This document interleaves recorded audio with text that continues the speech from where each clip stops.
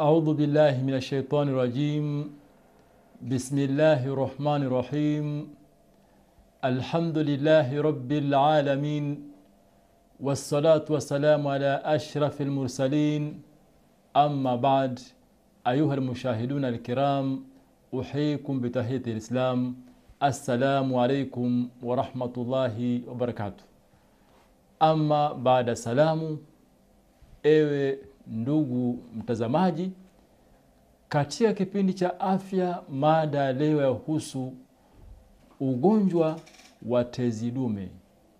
Tunaposema tezi dume ni lugha ya Kiswahili, lugha ya Kiingereza inaitwa prostate. Bila shaka mtazamaji, ushawahi kusikia kuwa kuna watu ambao kwamba wana ugonjwa wa prostate. Kiutaalamu inaitwa benign prostate hyperplasia, yani BPH. Kiswahili yaitwa tezi dume. Kwa hivyo basi tuangalie ni nini maana ya ugonjwa huu wa tezi dume. Kwa Kiswahili, Kiingereza ni ugonjwa wa prostate. Kwanza kabisa, ugonjwa huu huwapata tu wanaume peke yao. Mtazamaji, kuna baadhi ya maradhi ambayo kwamba wapata wanawake peke yao, na kuna baadhi ya maradhi wapata wanaume peke yao, na kuna baadhi ya maradhi wapata jinsia zote, wanaume na wanawake. Mfano, ugonjwa wa mabusha, yani hydrocele, ugonjwa wa tezi dume, na mengine ni magonjwa special kwa wanaume. Alafu kuna baadhi ya maradhi ni special kwa wanawake. Mfano, ugonjwa wa uvimbe katika fuko la uzazi, ambayo kwamba kiutaalamu yaitwa myoma au myomata, au kwa lugha nyingine inaitwa fibroids. Na vile vile kuna ugonjwa unaitwa ovarian cyst. Maradhi kama haya wapata wanawake peke yao na wala hawapati wanaume.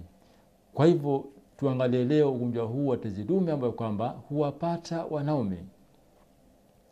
Bila shaka mtazamaji, ugonjwa huu wapata zaidi wanaume ambao kwamba wana zaidi ya umri wa miaka 50, na hata hivyo wanaume ambao kama ni chini ya miaka 50 wanaweza kupata ugonjwa huu, lakini wengi wao ni umri zaidi ya miaka 50.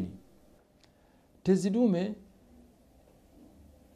ni ugonjwa ambao kwamba ipo sehemu mojawapo muhimu ya mfumo wa uzazi wa kiume, ambayo kwamba inaundwa na sehemu mbili, yani lobes, ambazo kwamba zimeunganishwa kwa kufunikwa na utando wa tishu, na tezi hii ipo mbele ya puru, yani rectum, na chini kidogo ya kibofu cha mkojo, na tezi dume inazunguka mirija ambayo kwamba inaunganisha kibofu cha mkojo na uume, yani urethra.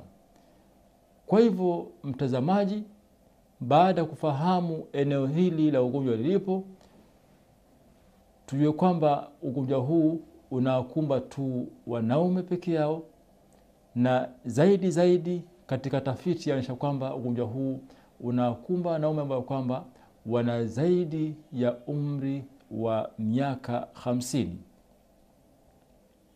Baada kujua hilo, tuweze kujua kuhusu kuvimba tezi dume. Bila shaka, kadiri mwanaume anapokuwa mkubwa zaidi na kuzeeka, ni kwamba pia tezi dume huongezeka ukubwa na kuvimba. Hali kama hii kitabibu huitwa benign prostate hyperplasia, au wengine hupenda kuita benign prostate hypertrophy, au kwa ufupi ni BPH kwa kiufupi. Na katika kipindi kama hiki tutaweza kugusia zaidi tatizo kama hili, kama ugonjwa ambao kwamba ni ugonjwa mpya ambao kama unaenea kwa kasi, na ni zaidi kwa wanaume ambao kwamba na miaka 50. Na ugonjwa kama huu ni ugonjwa ambao kama unatibika, lakini usipotibiwa kwa uzuri, kwa watu wengine inaweza kusababishia saratani ya tezi dume, yani prostate cancer. Mtazamaji, kuna utazamaji kwamba tezi dume inapokuwa na kutanuka utando wa tishu unaolizunguka huwa inatanuka, na vile vile ingawa tezi dume endelea kukua, ufikia wakati ambao kama utando wake huwa unaachia kutanuka na kufanya tezi dume kubana mrija ambao kama watoa mkojo kuweza kutoka nje, na hapo mtu anapokojoa atahisi maumivu.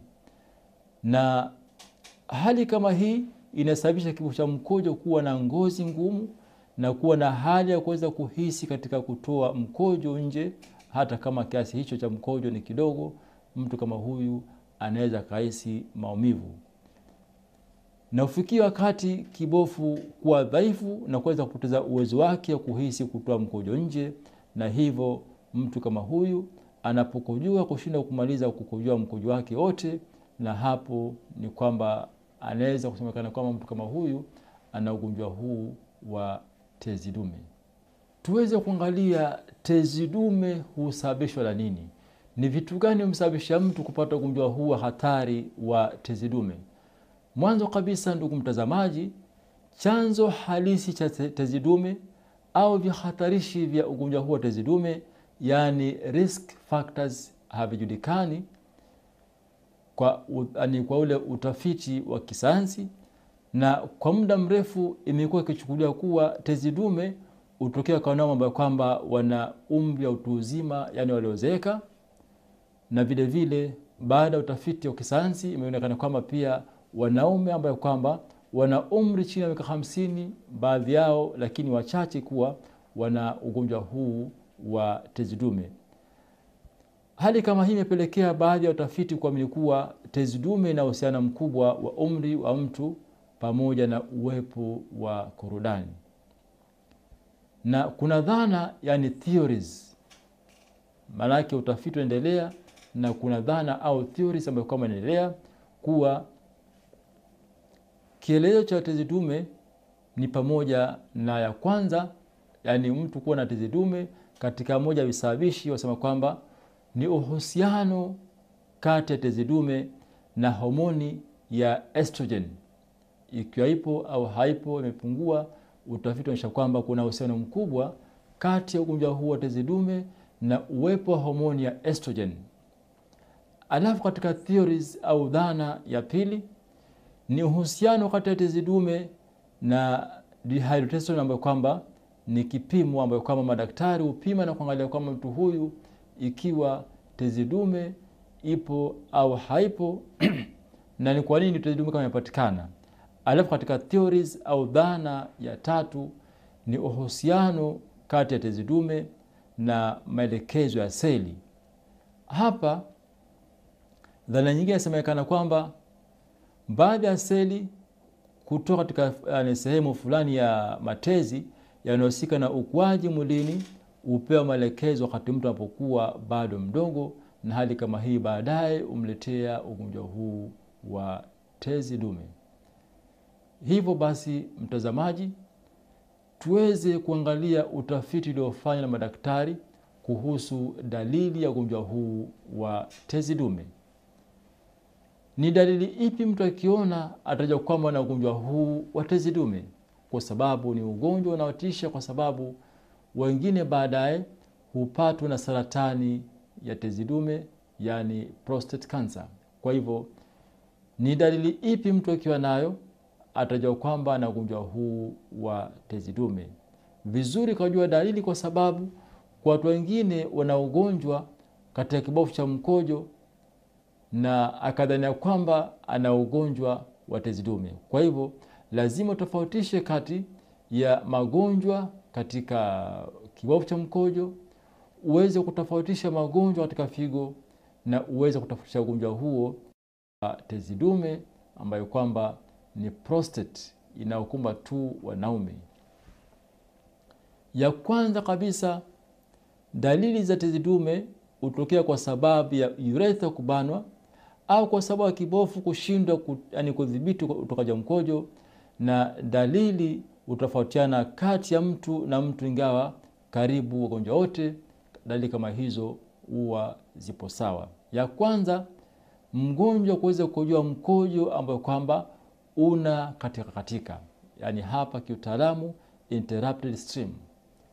Katika dalili ya kwanza, mgonjwa anapokojoa mkojo huo hautoki wote moja kwa moja, lakini unatoka kidogo kidogo ukatikatika, inakuwa kiutaalamu ni interrupted stream.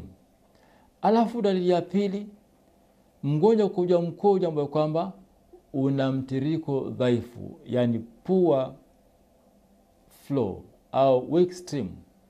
Mgonjwa anakojoa mkojo lakini utokaji wake, mtiririko wa mkojo unakuwa ni dhaifu, pia ni dalili kwamba mtu kama huyu atakuwa na ugonjwa huu wa tezi dume, yani prostate.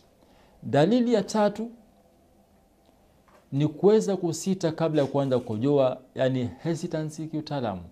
Yani mtu kabla ya kukojoa anaweza kusita au mkojo unakataa kutoka, kisha baadaye mkojo unatoka. Pia ni dalili tosha kuwa mtu kama huyu aweza kuwa na ugonjwa huu wa tezi dume. Tambua mtazamaji, lazima ujue dalili zote, na kabla ya kufanya uamuzi kama una tezi dume ufanye vipimo, kwa sababu inawezekana una ugonjwa kwenye kibofu cha mkojo lakini ugonjwa huo sio tezi dume, kwa sababu kuna baadhi ya dalili yaweza kufanana na magonjwa katika kibofu cha mkojo. Tukiendelea na dalili za tezi dume, nyingine ni hali ya kuweza kujihisi kubana na mkojo kila mara. Yani mgonjwa atahisi kila mara anabana na mkojo. Aweza kwenda msalani sasa hivi akakojoa, lakini tu baada ya dakika 10 au 20 au nusu saa atahisi kana kwamba anabana na mkojo.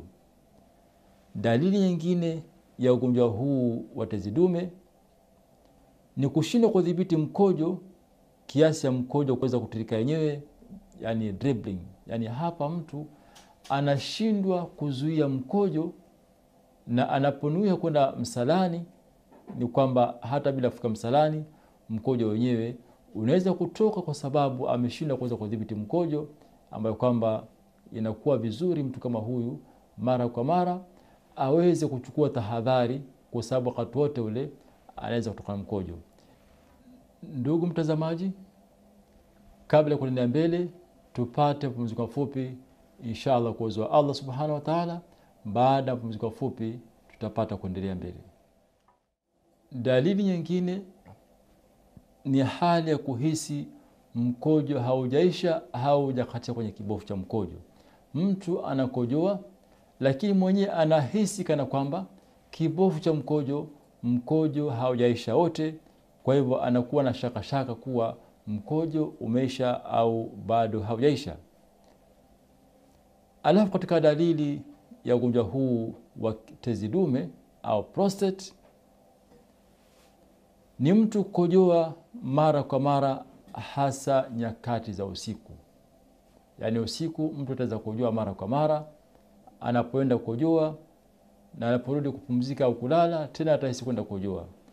Ndipo hapa na kushauri mtazamaji, unapokuwa na ugonjwa huu vizuri kwanza uende kwa daktari, kwa sababu hali kama hii ya kuweza kukojoa mara kwa mara hasa nyakati za usiku, yawezekana mtu kwa mfano ana ugonjwa katika kibofu cha mkojo ambao kama sio tezi dume, na vile vile mtu ambaye kama ana ugonjwa sukari pia ana tabia kukojoa mara kwa mara hasa nyakati za usiku. Kwa hivyo unapokuwa tatizo kama hili la kukojoa mara kwa mara, usijihukumu kama una ugonjwa wa tezi dume, bali ufanyie vipimo vya ziada, kwa sababu inawezekana tatizo kama hili la kukojoa mara kwa mara ni ugonjwa kwenye kibofu cha mkojo au ni ugonjwa wa sukari. Utaweza tu kuhukumu ikiwa dalili nyingi ya tezi dume utakuwa nayo, lakini usiridhike isipokuwa tu uende kwa daktari na kufanyie vipimo vya ziada. Nyingine ni kushindwa kukojoa kabisa, yani urine retention. Mtu ambaye ana mkojo anaenda chooni na anapotaka kukojoa mkojo kabisa hautoki. Hata akijaribu kujikamua ni kama mkojo hautoki. Pia ni dalili tosha kuwa mtu kama huyu ana ugonjwa huu wa tezi dume, yani prostate. Dalili ya mwisho ni dalili ambazo kwamba zatokana na madhara mengine kama vile matatizo ya UTI. Kwa hivyo dalili kama hizi zote, mtazamaji, ukiwa nazo au umemsikia mtu ana matatizo kama hayo, ujue kwamba itakuwa ni ugonjwa wa tezi dume. Kiingereza ni ugonjwa wa prostate. Na ugonjwa wa tezi dume ni kwamba unaweza kutibika, lakini kuna watu wengine ambao kwamba ikiwa utachelewa kupata matibabu na kupata sababu nyingine, yaweza kumpelekea mtu kupatwa na ugonjwa huu ambao kama unaitwa ni saratani ya tezi dume au prostate cancer. Tuangalie madhara ya ugonjwa wa tezi dume. Mtu anapokuwa na ugonjwa wa tezi dume hupata madhara gani? Hupatwa na matatizo gani?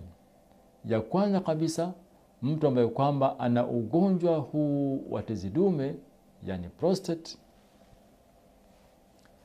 ni kama ilivyo ugonjwa saratani ya tezi dume pia inaweza kumletea mgonjwa madhara, yani complications kadhaa. Madhara kama hayo pamoja, ya kwanza, mkojo kushindwa kutoka vizuri, yani retention of urine. Katika madhara ya ugonjwa huu wa tezi dume, inaweza kumfanya mtu mkojo usitoke vizuri pindipo anapoenda msalani kujisaidia. Katika madhara ya pili ya ugonjwa huu wa tezi dume, yani prostate, ni mgandamizo kwenye kibofu cha mkojo. Yani kwenye kibofu cha mkojo mtu atahisi kana kwamba kuna mgandamizo, atahisi kana kwamba kuna kitu kizito. Alafu katika madhara ambayo kama yanapatikana kwa sababu ya ugonjwa huu wa tezi dume ni vijio kwenye kibofu cha mkojo. Yani ugonjwa huu umpelekea mtu kwenye kibofu kukapatikana vijiwe, na vijio kwenye kibofu cha mkojo, moja ya sababu yake ni wingi wa uric acid au baadhi ya madini au chumvi kwenye damu au kwenye mkojo, umpelekea mtu vitu kama hivi vikafanya vijiwe kwenye kibofu cha mkojo. Na nyingine katika madhara ugonjwa huu ni uambukizi katika njia ya mkojo, yani UTI. Urefu wa UTI ni urine tract infection. Kwa hivyo mtu anaweza kupata na ugonjwa wa UTI kwa sababu ya ugonjwa huu wa tezi dume. Nyingine ni madhara katika figo au kibofu. Ugonjwa wa tezi dume yaweza kumletea mtu madhara kwenye kibofu cha mkojo au kwenye figo, ikiwa mtu kama huyu hawezi kutibiwa haraka au kutibiwa vilivyo. Nyingine katika madhara ya ugonjwa huu wa tezi dume umpelekea mtu ugonjwa wa shinikizo la damu, yani blood pressure. Nyingine ni kushindwa kutoa shahawa, sperms kwa uzuri. Inakuwa ni kwamba wakati wa ejaculation kunakuwa na matatizo, ni kwa sababu ya ugonjwa huu wa tezi dume. Kwa Kiarabu kuna ugonjwa tunasema kwamba al-qadhfu sari'. Kiingereza ni premature ejaculation, yani mtu kuwa mapema. Tatizo kama hili vile vile yaweza kusababishwa na ugonjwa huu wa tezi dume. Nyingine katika madhara ya ugonjwa huu wa tezi dume ni maambukizi mbalimbali, yani anaweza kupata infection mbalimbali kutokana na ugonjwa huu wa tezi dume. Nyingine ni mtu kupatwa na ugonjwa wa pneumonia. Na vile vile katika madhara ya ugonjwa huu wa tezi dume inamsababishia mtu damu kuganda, yani damu inaweza kuganda kwa sababu ya ugonjwa huu wa tezi dume. Na ya mwisho katika vihatarishi vikubwa sana ya ugonjwa huu wa tezi dume ni kumfanya mtu kutokuwa na ule uwezo, yani nguvu za kiume. Inampoteza mtu nguvu kwa sababu tatizo kama hili kwa watu wengi, kupitia utafiti wa madaktari wasema kama mtu mwenye ugonjwa kama huu ikiwa hatotibiwa mapema, katika madhara makubwa inaweza kumfanya mtu asiwe na nguvu za kiume. Hivyo basi mtazamaji, baada ya kuangalia dalili za ugonjwa huu na baada ya kutizama kwa kina madhara ya ugonjwa huu, itakuwa vyema ikiwa sisi tuweza kuangalia kuhusu vipimo na uchunguzi. Unapoenda hospitalini kwa daktari, ukamshtakia daktari kwamba una dalili kama hizi, daktari hufanya nini katika uchunguzi na vipimo? Baada ya mgonjwa kujihisi kuwa ana dalili ambazo kama tumetaja hapo mwanzo, utambue kwamba daktari atamfanya uchunguzi wa mwili kabla ya kumfanyia vipimo vya ziada. Vipimo vinaweza kutofautiana kati ya mgonjwa na mgonjwa, lakini baadhi ya vipimo pamoja, ya kwanza kabisa ndugu mtazamaji, ni kuchunguza tezi dume kupitia njia haja kubwa au digital rectal examination, kiufupi ni DRE.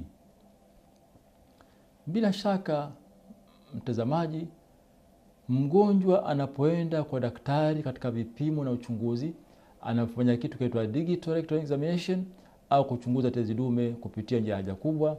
Hapa kupitia taaluma maalum ni kwamba daktari kuna njia ambayo kwamba kuna vitu apitisha kule, ataweza kumchunguza kujua kwamba mtu kama huyu ana ugonjwa wa tezi dume au la, kwa sababu katika kipimo kama hicho daktari atagundua ikiwa ugonjwa huu ni tezi dume, na kama sio tezi dume vile vile ataweza kutambua. Alafu katika vipimo ya pili ndugu mtazamaji, ni kipimo cha damu cha prostate specific agent, ambayo kwamba ni kipimo cha prostate specific anti-agent, ambayo kwamba kifupi ni PSA, prostate specific antigen, kifupi ni PSA. PSA yani prostate specific antigen ni kipimo kama kinatofautisha kati ya saratani tezi dume na tezi dume. Yani kipimo hiki cha antigen, hapa daktari utafautisha kati ya ugonjwa wa tezi dume na ugonjwa wa saratani ya tezi dume, kwa sababu mgonjwa anaweza kuwa ana ugonjwa wa tezi dume na vile vile inawezekana sio tezi dume tu, isipokuwa ni saratani ya tezi dume. Kwa hivyo kupitia kipimo hiki cha prostate specific antigen, daktari utafautisha kati ya vitu vili, kati ya ugonjwa wa tezi dume na kati ya ugonjwa wa saratani ya tezi dume. Alafu katika vipimo ni ultrasound ya puru, yani rectal ultrasound. Kipimo hiki hufanyika hapo daktari atahisi kuwepo kwa saratani ya tezi dume baada ya mtu kuwa na tezi dume. Yani ikiwa mtu ana ugonjwa wa tezi dume, hapa daktari ataweza kumfanya kipimo hiki cha ultrasound ya puru ili vile vile aweze kujua kwamba ugonjwa huu, je, ni tezi dume au ni saratani ya tezi dume. Ultrasound ya puru pamoja na kuonyesha taswira ya tezi dume ilivyo, pia inamwezesha daktari kuchukua kinyama yani biopsy kwenye tezi dume kwa ajili ya kuchunguza zaidi ili kutofautisha kati ya saratani na tezi dume. Na vile vile katika vipimo ni kupima kiwango cha utokaji kwa mkojo, yani urine flow study. Yani hapa daktari anaweza kumpa mgonjwa maji akanywa, kwa mfano kama ni lita 1, alafu baada ya muda aweze kutizama mkojo unavyotoka. Hapa inaitwa urine flow study. Tukiendelea mbele katika vipimo, baada ya kutizama dalili na hatari zake, ni daktari kuweza kupima kipimo cha kuchunguza kibofu cha mkojo, yani cystoscopy, ambayo kwamba hapa katika kipimo kama hiki husaidia kuweza kufahamu ukubwa wa tezi dume, sehemu tezi dume iliyobana katika njia ya mkojo, na vile vile kiwango cha kubana huko.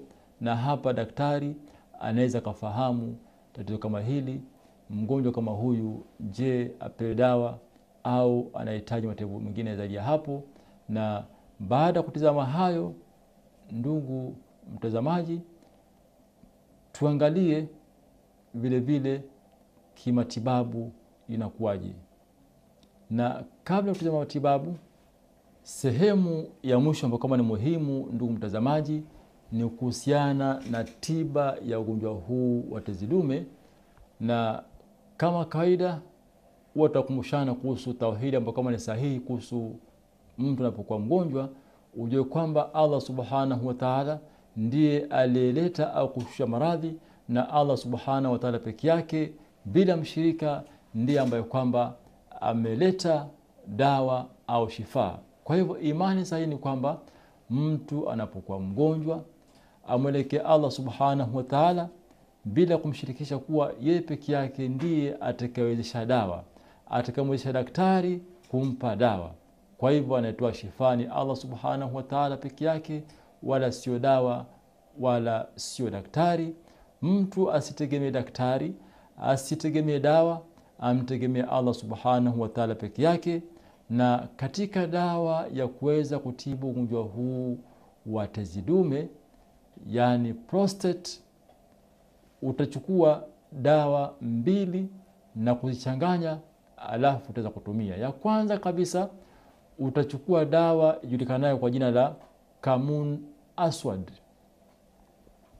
Unapoenda katika maduka yanauza madawa ya Kiarabu, ukisema tu Kamun Aswad, ni kwamba dawa hiyo utaipata.